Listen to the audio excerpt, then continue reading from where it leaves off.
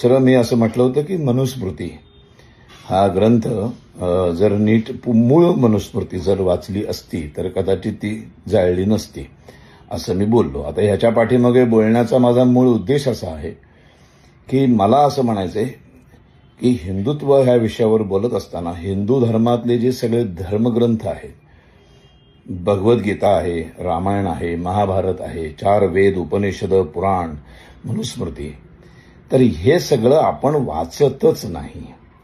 हे जर वाचलं तर आपल्याला कळेल की त्याच्यामध्ये नेमकं काय म्हटलंय. हा माझा मूळ उद्देश आहे त्या पाठीमागं बोलण्याचा. त्यामुळं मी असं म्हटलं की मनुस्मृती, वेद, उपनिषद, संपूर्ण भाषण युट्यूबवर अवेलेबल आहे, तुम्ही ते बघू शकता. की जर मनुस्मृती मूळ जर वाचली, त्याची अनेक रूपं झाली, त्याचं ट्रान्सलेशन केलं गेलं आणि अशा अनेक गोष्टी घडल्या.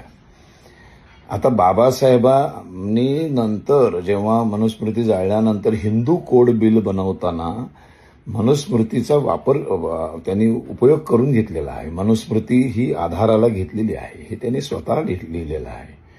पण तरीसुद्धा मनुस्मृती जर मूळ वाचली असती तर ती जाळली नसती. या वक्तव्यामुळं जर कोणी दुखावले गेले असतील तर मी त्यांची क्षमा मागतो.